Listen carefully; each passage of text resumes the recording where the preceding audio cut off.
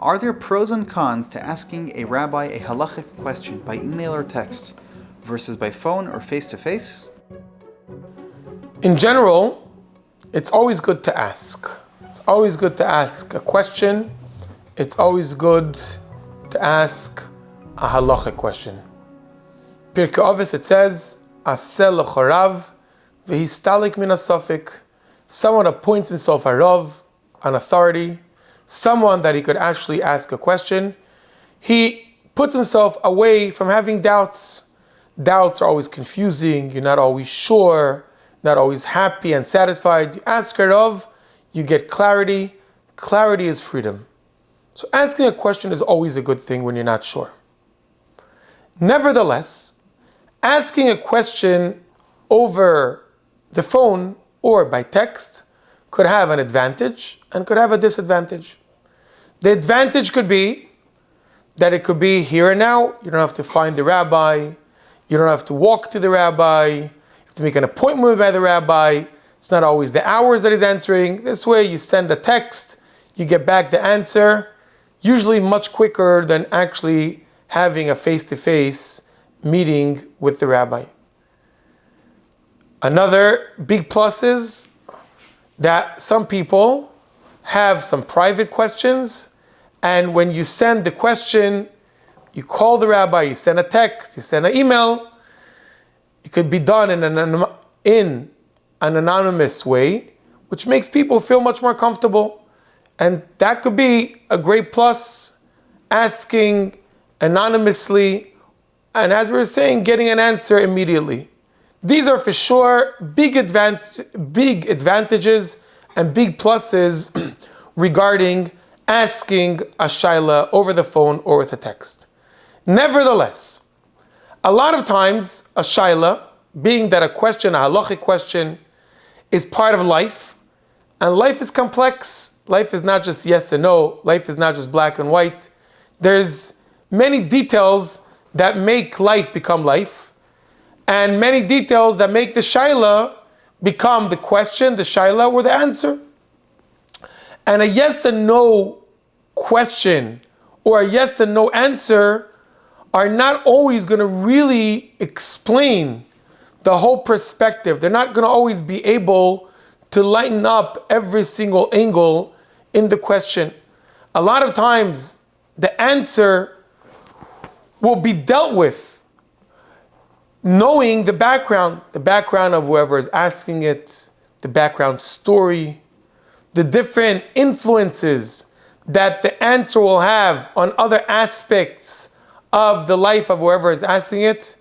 And to be able to understand this whole complex, the whole general perspective, you really have to talk to the person and understand the background. A lot of times, by knowing the person, knowing where they're coming from, knowing what they're dealing with, could also affect and influence the verdict, the bottom line, the answer. Something that by just having a text or having an anonymous phone call, you can't always cover, you can't always really explain.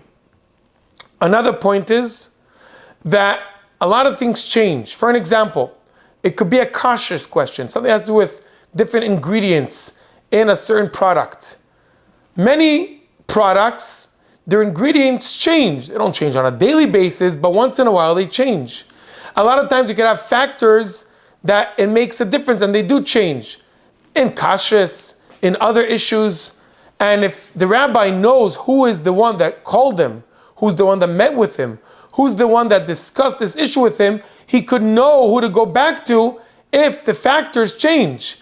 If the ingredient changes, if the background changes, if the different circumstances change, and therefore knowing who the question was addressed by could help the rabbi in the near future, even in the in a later time, know, could I really reach out and get back when there are updates to the situation. So that's the second point. Point number one is knowing the background, knowing who it is. Second point is knowing the follow-up for this question.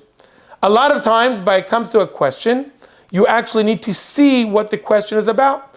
If it's a question that has to do with mezuzahs, with tefillin, that you actually have to see it in your own eyes to understand, is this actual object, is the tefillin, the mezuzah, the lettering in it, are they good or not good? It's not just enough to describe over the phone, you actually have to see it.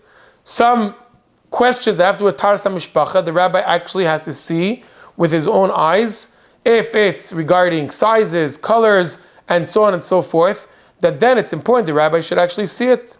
Sometimes you have shilas regarding dalid minim, a lulav, an esrog, is a certain color, stain, shape, size. That's something you can't just do over the phone. Something you have to actually see. So, to put it all together and conclude, in one hand, it does have big pluses. Getting the answer immediately, sometimes being anonymous feels better and more comfortable, but nevertheless, understanding the general perspective, being able to follow up on who asked the question regarding the answer, and some questions that have to be presented physically, and the rabbi should actually see them, those are the disadvantages. And obviously, every single question should be presented regarding to these guidelines. Is it more comfortable to be anonymous? Is it more comfortable to have an immediate question? And is it really going to cover the question and get a good enough exact answer if I just do it over text, or do I really want to present it to the rabbi in a practical, physical manner and way?